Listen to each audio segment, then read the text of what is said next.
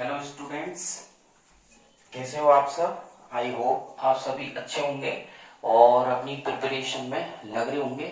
और चलते हैं आज की क्लास में जो आरजी सर के साथ रहेगी। और आज की क्लास जो है वो केमिस्ट्री की रहेगी, ठीक है। रसायन विज्ञान की क्लास को कंटिन्यू करते हैं। और लास्ट क्लास में मैंने आपको बताया था कि जो बेकिंग सोडा होता है, मीठा सोडा और कास्टिक सोडा, ठीक है, इसको बनाने के लिए क्या काम में लिया जाता है, उसकी प्रॉपर्टी क्या होती है, उसके यूजेस के बारे में हम लोगों ने डिस्कस किया था। आज की क्लास में मैं आपको जो वॉशिंग सोडा होता है, जिसे सोडियम कार्बोनेट कहते हैं, उसके बारे में पढ़ेंगे। उसकी प्रॉपर्टी और यूजेस के बारे में बताऊंगा। उसके क्या गुण धर्म होते हैं, कैसे बनाया जाता है, क्या उसके उपयोग होते हैं, और एग्जाम में उसके लिए क्या इंपॉर्टेंस है कि कितने नंबर का क्वेश्चन पूछा जाएगा और कैसे पूछा जाएगा, ठीक है। और ब्लीचिंग पाउडर जो सॉल्ट है, तो उसके बारे में भी मैं आपको बताऊंगा। तो टोटल आपके जो सिलेबस में है वो 6 टाइप के सॉल्ट्स हैं, ठीक है। 6 टाइप के सॉल्ट्स है।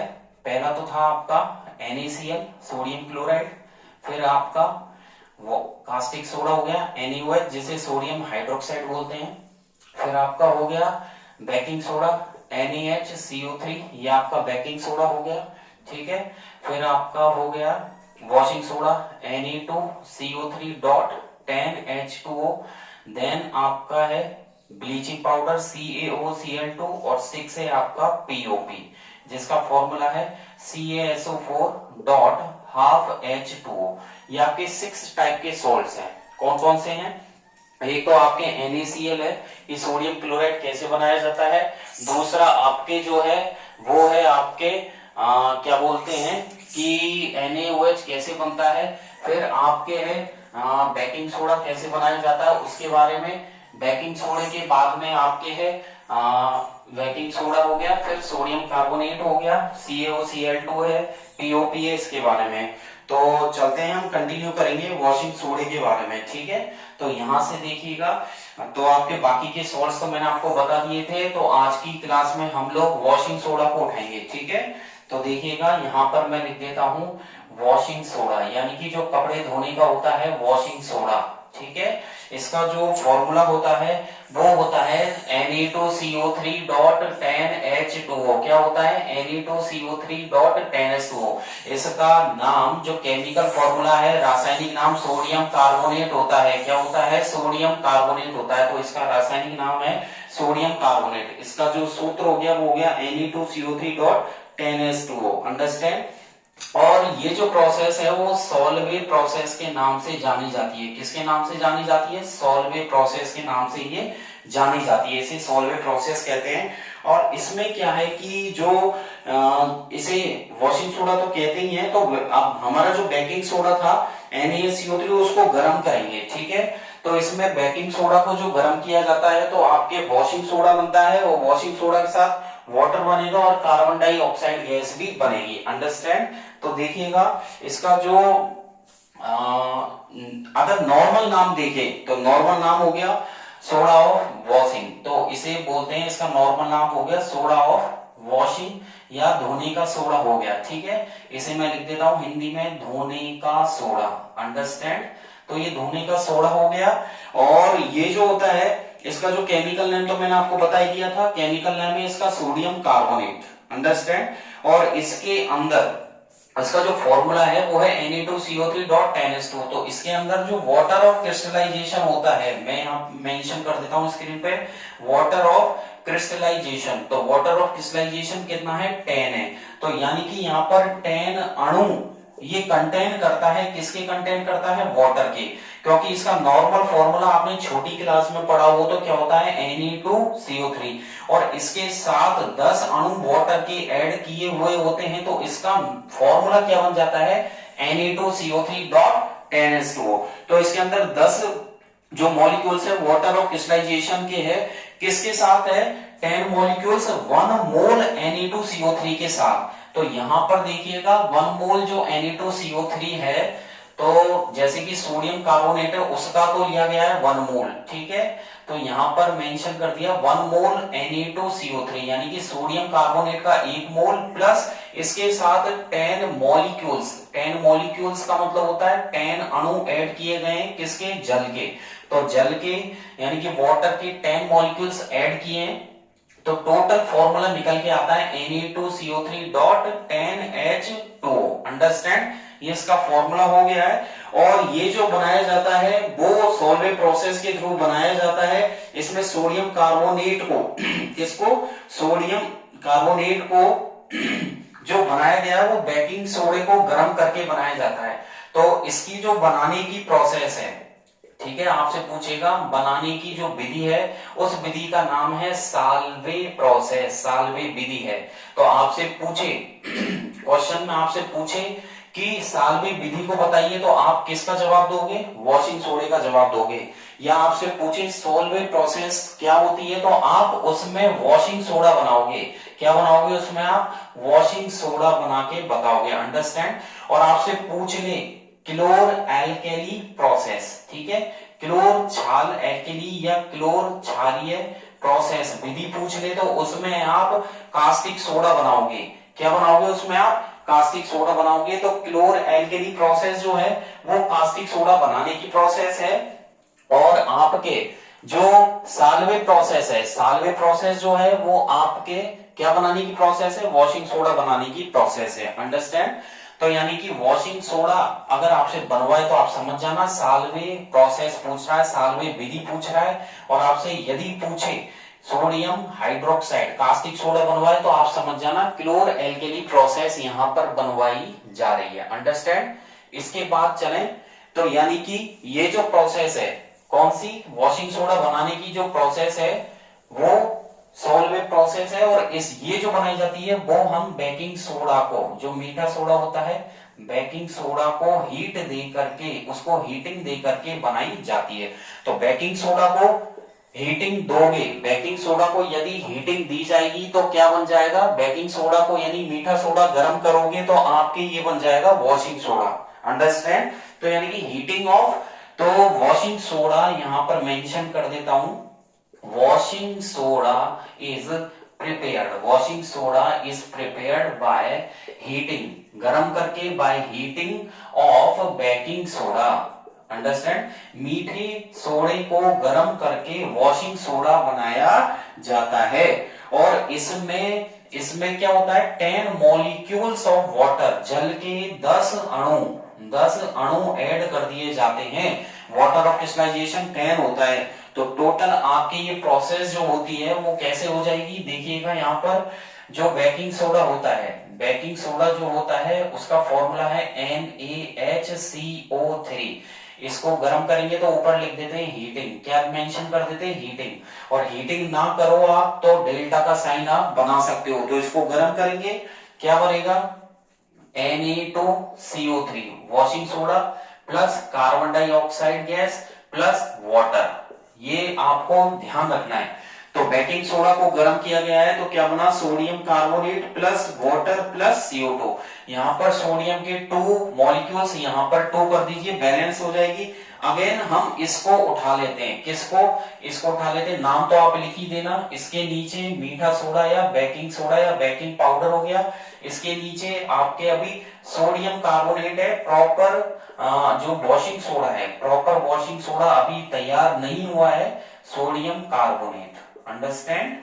प्रॉपर वॉशिंग सोडा अभी तैयार नहीं हुआ है, आप इसको दोबारा उठाओगे, Na2CO3 को दोबारा उठा लिया गया है, प्लस इसमें 10 अणु वाटर के जो है वो 10 मॉलिक्यूल्स ऐड कर दिए, 10 अणु ऐड कर दिए। और एरो के साइन के ऊपर मेंशन कर देना क्रिस्टलाइजेशन, क्या ऐड कर दो, क्या लिख दोगे आप, क्रिस्टलाइजेशन। यहां पर क्रिस्टलाइजेशन मैंने लिख दिया है। तो देखिए टोटली जो फॉर्मूला बना वो वॉशिंग सोडे का क्या बना, Na2CO3.10H2 क्या बना फाइनली, देखिएगा Na2CO3 प्लस 10H2O क्रिस्टलाइजेशन वहां पर बना है Na2CO3.10H2। इसके नीचे लिख दिया है सोडियम कार्बोनेट, क्योंकि नाम बताना बहुत कंपलसरी है। अगर आपने किसी कंपाउंड का नाम मेंशन नहीं करा गलत नहीं है, बट तरीका भी सही नहीं है, क्योंकि सामने वाले को पूरी चीज क्लैरिफाई कीजिए कि ये किसका फॉर्मूला है, ये किसका फॉर्मूला है, ये किसका है, इसके ऊपर क्या लिखना है, तो सब कुछ क्लैरिफाई कीजिए। क्योंकि जो केमिकल रिएक्शन है वो ये कहती है कि जब भी मुझे लिखा जाए तो बैलेंसिंग नंबर के साथ लिखा जाए। किसके साथ? बैलेंसिंग नंबर के साथ लिखा जाए। यहाँ पर ये जो फॉर्मूला बन गया वो हो गया वॉशिंग सोडे का। किसका हो गया? Washing soda. अंडरस्टैंड? ये आपके वॉशिंग सोडा बन चुका है, इसे याद कर लीजिएगा। अब इसके आगे चलते हैं अपन इसकी प्रॉपर्टीज के बारे में। तो देखिएगा इसकी जो प्रॉपर्टीज है वॉशिंग सोडे की, ज्यादा टफ नहीं है, नॉर्मली है, जो पहले पढ़ा था वैसा ही है। तो यहाँ पर देखिए इसके गुणधर्म पढ़ेंगे अपन। क्या पढ़ेंगे? गुणधर्म, यानी कि हम पढ़ने जा रहे हैं प्रॉपर्टीज। किसकी प्रॉपर्टीज पढ़ने जा रहे हैं? Properties of washing soda. Properties of washing soda यानी कि सोडियम कार्बोनेट की। तो देखिएगा पहली प्रॉपर्टी तो ये है, ये व्हाइट क्रिस्टलाइन सॉलिड होता है। तो पहली तो क्या है? व्हाइट क्रिस्टल या क्रिस्टलाइन सॉलिड, ये व्हाइट कलर का सॉलिड होता है। दूसरा है ये सॉल्युबल होता है। ठीक है, किसमें सॉल्युबल है? वाटर में घुल जाता है। तो पहला पॉइंट तो ये कहता है ये सफेद कलर का क्रिस्टल जैसा सॉलिड होता है। दूसरा ये कहता है ये पानी में घुल जाता है। और यदि हम इसका एक्वस सॉल्यूशन बनाएं तो यहां पर मेंशन कर सकते हैं इट्स एक्वस सॉल्यूशन। इसका जो एक्वस सॉल्यूशन होता है वो बेसिक होता है। Aqueous solution is basic. तो ये आपको ध्यान रखना है। यहाँ पर मैं यहाँ पर अंडरलाइन कर देता हूं कि आपसे पूछ ले बेकिंग सोडे का जो एक्वस सॉल्यूशन है वो एसिडिक होता है या बेसिक। तो यानी कि इसका जो जलीय विलयन होता है, मीठे सोडे को पानी में डाल के जो इसका जलीय विलयन आप तैयार करोगे वो क्षारीय प्रवृत्ति का होता है। कैसा होता है वो? क्षारीय प्रवृत्ति का बेसिक नेचर होता है। तो 2 नंबर में आने लायक क्वेश्चन ये है कि अगर 2 नंबर में पूछे तो आपसे हो सकता है यूज पूछ ले या प्रॉपर्टी पूछ ले। और यदि 3 नंबर में क्वेश्चन उठाता है तो पूरी प्रोसेस पूछेगा। ये क्या पूछेगा? कंप्लीट प्रोसेस ये आपसे पूरी लिखवाएगा कि baking soda, how baking soda is how washing soda is prepared, कि वॉशिंग सोडा कैसे बनाया जाता है। तो वॉशिंग सोडा कैसे तैयार करते हैं उसकी पूरी विधि लिखिए, प्रोसेस, उसकी प्रॉपर्टीज या यूजेज में से आपसे पूछ सकता है। अंडरस्टैंड? और आपको ये और बता दो कि यदि आप इसको गर्म करोगे तो ये क्या देता है? सोडा ऐश देता है। अगर इसको ड्राई कर दिया जाए, ठीक है, तो यहाँ पर 4th पॉइंट हो जाएगा इट गिव्स, यहां पर लिख देता हूं इट गिव्स सोडा ऐश। ये सोडे की राख बनाता है ऑन हीटिंग, गर्म करने पर। तो मैंने यहां पर लिखा है इट गिव्स सोडा ऐश, ये सोडा ऐश देता है ऑन हीटिंग, गर्म करने पर, जब इसमें से वाटर हटा लिया जाए बाय रिमूविंग, इसमें से वाटर को अलग कर दें बाय रिमूविंग क्रिस्टलाइन वाटर। आपने जो वाटर ऐड किया है उस वाटर को यदि आप हटा लें, उस वाटर को सुखा दें, उस वाटर को निकाल दें गर्म करने पर, तो ये जो बनाएगा वो इसकी क्या बनाएगा? ये इसकी बनाएगा सोडा ऐश। क्या बनाएगा? सोडा ऐश तैयार करेगा। अंडरस्टैंड? अब चलते हैं हम इसके यूजेस पर। ठीक है, तो ये आपकी प्रॉपर्टीज हो ही गई इसमें। और नेक्स्ट हम पढ़ेंगे यूजेस और इसके जो उपयोग है वॉशिंग सोडे के। तो आप जैसे कि नाम से ही क्लियर है, वॉशिंग सोडे की जो उपयोग है वो है कपड़ा धोने में। तो यहां पर मैं लिख देता हूं उपयोग। ठीक है, वॉशिंग सोडा यानी कि यूजेज ऑफ वॉशिंग सोडा। तो वॉशिंग सोडे का यूज करते हैं क्लीनिंग में, वॉशिंग में, कास्टिक सोडा बनाने में। ठीक है, तो यहाँ पर पहला यूज है यूज्ड इन क्लीनिंग। ठीक है, साफ सफाई में तो काम में लेते ही है, क्लीनिंग एंड वॉशिंग। तो यहाँ पर आप इसे वॉशिंग में, धोने में और क्लीनिंग में काम में लोगे। ठीक है, और दूसरा है मैन्युफैक्चरिंग।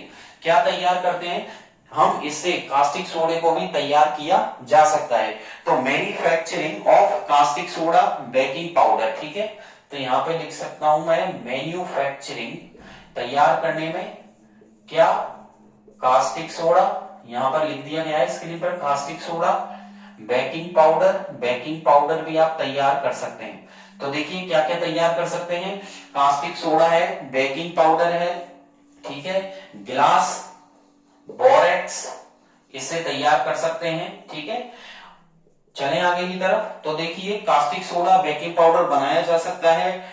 ठीक है, और यूज्ड इन डिटर्जेंट्स में भी इसका यूज कर सकते हैं। यूज्ड इन डिटर्जेंट्स, जो अपमार्जक होते हैं, जो सर्फ होता है इसे हिंदी में बोलते हैं अपमार्जक। तो अपमार्जक के रूप में इसे काम में ले सकते हैं। और यूज्ड इन पेपर, ठीक है, पेपर जो टेक्सटाइल इंडस्ट्रीज होती हैं, पेपर इंडस्ट्रीज है, उनमें भी काम में ले सकते हैं। तो पेपर है, पेंट है एंड टेक्सटाइल इंडस्ट्रीज में भी इसे काम में लिया जा सकता है। तो यहां पर मेंशन कर दिया है मैंने, used in paper, paint and textile industries. और एक तो आपके कॉमन चलेगा ही, जो आंख बंद करके भी आप लिख सकते हैं, used as laboratory, used as laboratory reagent. Laboratory reagent मतलब प्रयोगशाला अभिकर्मक के रूप में, प्रयोगशाला अभिकर्मक के रूप में भी इसको यूज किया जा सकता है।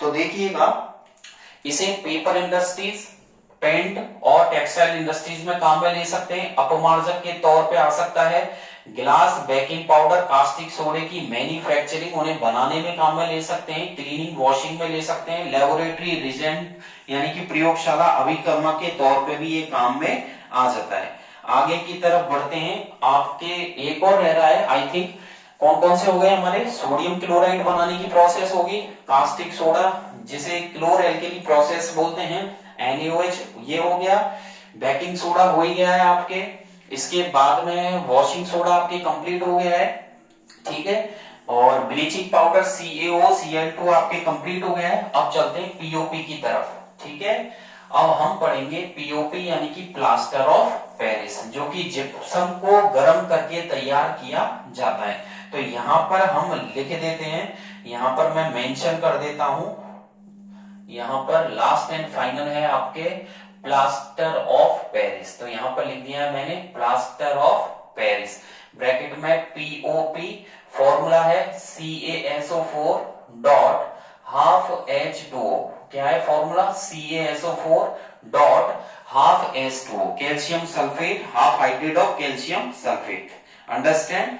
तो देखिएगा, हम पीओपी पढ़ने जा रहे हैं और पीओपी का जो केमिकल नेम है, सबसे पहले आता है केमिकल नेम यानी कि इसका रासायनिक नाम। रासायनिक नाम है इसका half hydrate of calcium sulphate, ठीक है। तो इसका जो केमिकल नेम है वो है, यानी कि हाफ हाइड्रेट मतलब आर्द्र, यानी कि नमी वाला, हाइड्रेट मतलब जिसमें वाटर है थोड़ा बहुत, तो मतलब हाफ इसे बोलते हैं, हाफ बोल सकते हो, नमी वाला जो कैल्शियम सल्फेट है वो इसका नाम हो गया। तो केमिकल नेम हो गया half hydrate of calcium sulphate हो जाता है। और इसे जो तैयार करते हैं वो जिप्सम को, सबसे पहले ये जो तैयार किया गया था वो जिप्सम से बनाया गया था, और जिप्सम से सबसे पहले ये पेरिस में बनाया गया था। कहां पर तैयार किया गया था? पेरिस में। तो फ्रांस की जो राजधानी है पेरिस, फ्रांस की कैपिटल है पेरिस, वहां पर सबसे पहले जिप्सम को हीट दे करके पीओपी तैयार किया गया था, इसलिए इसका नाम प्लास्टर ऑफ पेरिस है। क्योंकि ये पेरिस में बनाया गया इसलिए इसे पीओपी, प्लास्टर ऑफ पेरिस बोला जाता है। और जब हमारे जैसे फ्रैक्चर हो जाता है तो उसमें भी हम, जो भी हमारे प्लास्टर लगता है तो उसमें ये पीओपी का ही यूज किया जाता है। अंडरस्टैंड? तो ये सबसे पहले पेरिस में तैयार किया गया था। और ये जो जिप्सम होता है उसको 373 केल्विन टेम्परेचर देके तैयार करते हैं, ठीक है। तो यहां पर हम लिख सकते हैं जिप्सम को 373 केल्विन ताप पर गर्म करके, क्या लिखा है यहां पर? जिप्सम को 373 केल्विन ताप पर गर्म करके plaster of Paris, plaster of Paris और यानी कि पीओपी प्राप्त किया जाता है। अंडरस्टैंड? तो मैंने यहां क्या लिखा है, जिप्सम को 373 यानी कि 373 केल्विन ताप पर गर्म करके पीओपी का निर्माण किया जाता है या पीओपी प्राप्त की जाती है। इसे इंग्लिश में लिख सकते हैं, it is obtained from gypsum, इसे जिप्सम से तैयार करते हैं। It is obtained from gypsum at on heating गर्म करके, ऑन हीटिंग एट 373 केल्विन, ठीक है। It is obtained from gypsum on heating 373 kelvin temperature, understand, temperature, ठीक है। यानी कि पीओपी को तैयार करेंगे जिप्सम को गर्म करके 373 केल्विन टेम्परेचर पर। जिप्सम का फॉर्मूला है CaSO4.2H2। क्या है फॉर्मूला? CaSO4.2H2। तो देखिएगा, आगे चलते हैं और मैं आपको इसको गर्म करके बताता हूं। जो जिप्सम होती है उसको गर्म करेंगे तो यहां पर हम लिख देते हैं, यहां पर तो मैं लिख देता हूं जिप्सम, यहां पर मैंने लिख दिया है जिप्सम। इसको गर्म करेंगे, ठीक है। यहां लिख दिया है ऊपर एरो पर हीटिंग, और हीटिंग कितने पर? 373 केल्विन, और ये मिल गया आपको पीओपी। तो जिप्सम का फॉर्मूला होता है CaSO4.2H2। इसको गर्म करेंगे अपन, ऊपर मेंशन कर दिया है मैंने हीटिंग, गर्म करने पर टेम्परेचर लिख दिया है 373 केल्विन। तो यहां से एक नंबर का क्वेश्चन तो बनता है इसका टेम्परेचर का, कि जिप्सम को कितने केल्विन पर या कितने ताप पर या कितने टेम्परेचर पर गर्म किया जाता है जिससे पीओपी का निर्माण होता है। यानी कि at which temperature, at on which या at which temperature POP is formed from gypsum. तो ऑप्शन है आपके 273 केल्विन, 373 केल्विन, 293 केल्विन, 360 केल्विन। तो ऑप्शन है फर्स्ट 373 केल्विन। ये आपको अच्छे से याद रखना है, एक नंबर का क्वेश्चन जो एमसीक्यूज का है वो बन सकता है यहाँ पर, ठीक है। तो क्या बनेगा? देखिए ये बनेगा CaSO4.12H2O, ये बन गया पीओपी प्लस 3/2H2O। ओके, तो देखिएगा जिप्सम जिसका फॉर्मूला है CaSO4.2H2O, उसको गर्म किया गया है हीटिंग 373 केल्विन पर। तो ये बना है आपके plaster of Paris POP, okay, जिसका फॉर्मूला है CaSO4.12H2O प्लस जो वाटर बना है 3/2H2O, अंडरस्टैंड। और पीओपी को भी आप गर्म कर सकते हैं, लाइब्रेट करेगा तो वाटर क्रिस्टलाइजेशन और डेड ब्रंट प्लास्टर भी ऑब्टेन्ड किया जा सकता है। यदि आप पीओपी को दोबारा उठाएं, यहाँ पर पीओपी को यदि मैं दोबारा हीट दूं, यहाँ पर दोबारा हीट दूं, तो यहाँ पर जो बनेगा वो बनेगा डेड ब्रंट प्लास्टर, ठीक है। यानी कि यहां पर जला हुआ प्लास्टर का निर्माण डेड ब्रंट प्लास्टर बनेगा, क्योंकि इसको पीओपी में ये ½ है, आधा जो वाटर के मॉलिक्यूल्स है, आप इसको हीट दोगे तो ये ड्राई हो जाएगा। क्या हो जाएगा? ड्राई हो जाएगा। ड्राई होने पर जो डेड ब्रंट प्लास्टर है, जला हुआ जो प्लास्टर है, वो आपको प्राप्त होगा। तो यानी कि POP on further heating, POP को और आगे गर्म करें तो आपको डेड ब्रंट प्लास्टर प्राप्त होगा, अंडरस्टैंड। तो बहुत इजी है, आने लायक बनता है क्वेश्चन। यहाँ से 2 नंबर का पूछे आपसे पीओपी को बनाने की प्रोसेस या जिप्सम से पीओपी को प्राप्त करने की प्रोसेस के बारे में बताइए, तो आप क्लियर इसमें बता ही सकते हैं, कोई प्रॉब्लम नहीं है। तो देखिएगा पीओपी को हम लोग बता सकते हैं आसानी से कि जिप्सम से आप पीओपी यहाँ पर निकाल सकते हैं। आगे की तरफ चलें इसकी प्रॉपर्टीज के बारे में, तो देखिएगा पीओपी के जो गुणधर्म होते हैं, इसकी जो प्रॉपर्टीज होती है, प्रॉपर्टीज बड़ी आसान है, ये भी व्हाइट ग्लॉसी मटेरियल होता है। तो यहां पर लिख देते हैं प्रॉपर्टीज, ठीक है। अब मैं इसकी आपको प्रॉपर्टीज बताने वाला हूं। प्रॉपर्टीज बोले तो गुणधर्म, ठीक है। और गुणधर्म किसके? पीओपी के क्या गुणधर्म है? तो पहला पॉइंट तो है ये ग्लॉसी यानी कि चमकदार, ठीक है। ये चमकदार होता है। व्हाइट सब्सटेंस, ये श्वेत कलर यानी कि श्वेत सफेद कलर का या सफेद चमकदार पदार्थ होता है। तो मैंने यहाँ पर स्क्रीन पर मेंशन किया है कि it is glossy white substance, understand. और ये सॉलिड और हार्ड कब होता है? जब आप इसमें पानी मिलाएंगे, ठीक है। तो यहां पर हम लिख देते हैं इट बिकम्स, मैं लिख देता हूं it becomes solid and hard. ये सॉलिड और हार्ड हो जाता है। कब हो जाता है? व्हेन, कब? जब इसमें व्हेन वाटर इज एडेड, जब इसमें पानी मिलाया जाए, वाटर इज एडेड, ठीक है। जब इसमें हम पानी मिला देंगे, वाटर को ऐड कर दोगे आप लोग, किसमें किसमें ऐड करोगे? पीओपी में वाटर को ऐड करेंगे तो ये सॉलिड और हार्ड हो जाएगा। और कितनी देर में हो जाएगा? 15 से 20 मिनट्स में ये बिल्कुल सॉलिड और हार्ड हो जाता है, ठीक है। इसलिए हम घरों में भी जब फिनिशिंग करवानी है या फिर हम छतों पे भी जो भी डिजाइन होती है वो पीओपी से तैयार होती है, तो उसमें जल्दी से उसको निकालकर एक सीमेंट टाइप ही तो होता है, ये व्हाइट कलर का सीमेंट मान लीजिए बिल्कुल इसको, ठीक है। ज्यादातर बीकानेर की तरफ ज्यादातर मिलता है।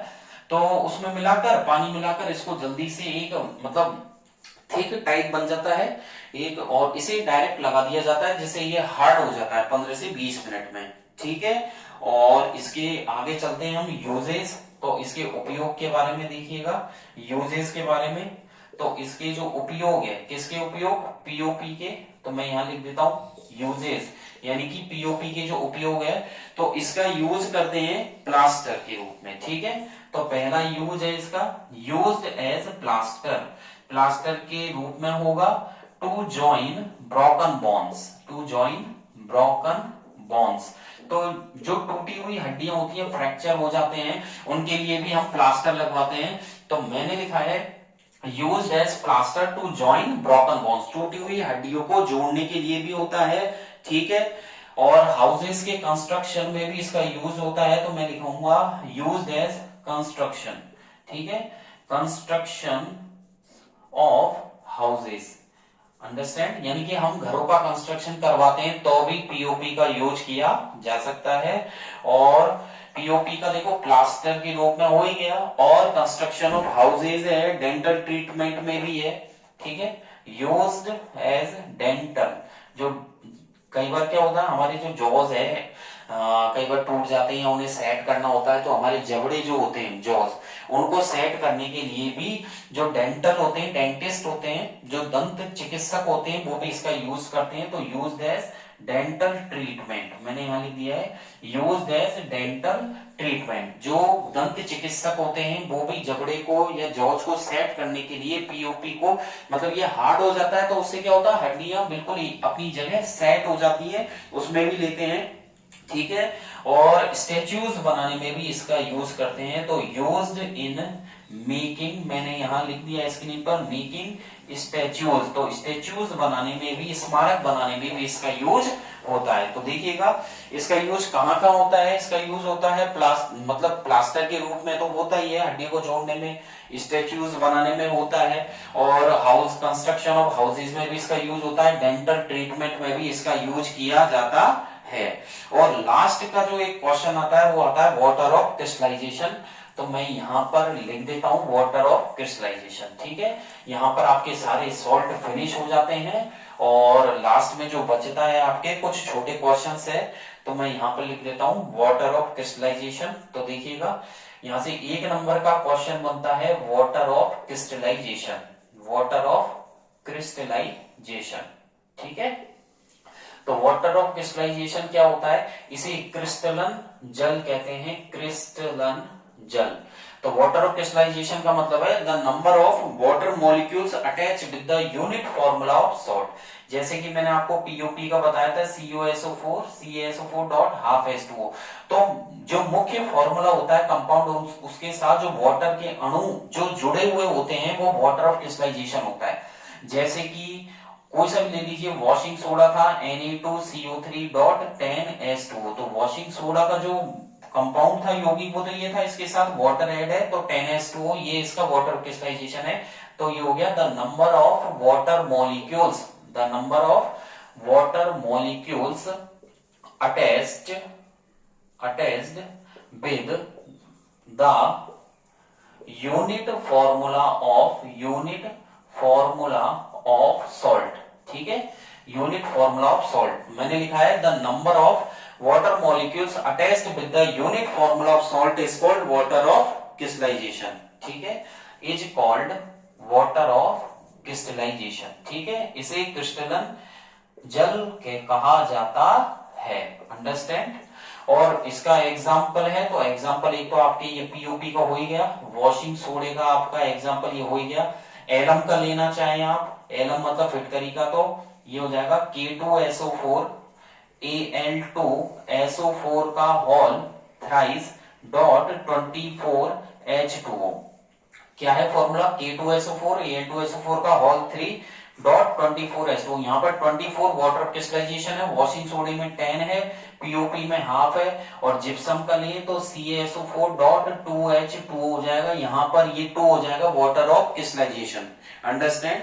यहाँ पर आकर के आपका जो ये चैप्टर है वो कंप्लीट होता है। एक क्वेश्चन और बनता है यहाँ पर कि जैसे ब्राइन पूछ ले तो ब्राइन क्या है, हाई कंसंट्रेशन सॉल्यूशन होता है सॉल्ट का। जैसे क्वेश्चन आ जाए व्हाट इज ब्राइन, 1 नंबर का क्वेश्चन है, तो brine is a high concentration solution. आप लिखेंगे brine is a high concentration solution of salt. किसी लवण का यदि हाई कंसंट्रेशन उच्च सांद्रता वाला, किसी लवण का उच्च सांद्रता वाला जो सॉल्यूशन होता है उसे ब्राइन बोलते हैं। और ब्राइन का नाम आपके NaOH जब मैंने प्रोसेस पढ़ाई थी क्लोर एल्कली उसमें आया था इसका नाम। तो यहाँ पर ब्राइन को अच्छे से कर लेना, brine is a high concentration solution of salt. तो brine is a high concentration solution of salt. Understand? और यूजुअली जैसे सोडियम क्लोराइड ले सकते हैं, और सॉल्ट किसके अंदर, वाटर के अंदर। ठीक है, तो brine is a highly concentration solution of salt in water is called brine. तो ये वाटर क्रिस्टलाइजेशन हो गया, ब्राइन हो गया। यहां पर आकर आपका चैप्टर 2 कंप्लीट होता है, एसिड बेस एंड सॉल्ट्स। कुछ क्वेश्चंस हैं थोड़े बहुत इंपॉर्टेंट जो मैं आपको आगे की क्लास में केमिस्ट्री की मैं करवा दूंगा। ठीक है, तो बने रहिए आरजी सर के साथ, और क्लासेस अच्छी लगी हो तो लाइक तो बनता है, और ज्यादा ज्यादा शेयर भी करें, और बेल आइकन पे जरूर क्लिक कर दें जिससे लेटेस्ट अपडेट मिल जाएगी आपको। और टेलीग्राम पे मैंने लिंक दी हुई है जिसपे क्लिक करके आप वहां से मेरा चैनल ज्वाइन करके जो लेटेस्ट क्वेश्चन है उनको अपनी अपडेटिंग हिस्ट्री में डाल सकते हैं। कमेंट बॉक्स में आप कोई भी क्वेश्चन डाल करके वहां से अपनी जो क्वेरी है क्लियर कर सकते हैं। तो बने रहिए आरजी सर के साथ, ठीक है, और क्लासेस लेते रहें। Thank you, bye bye.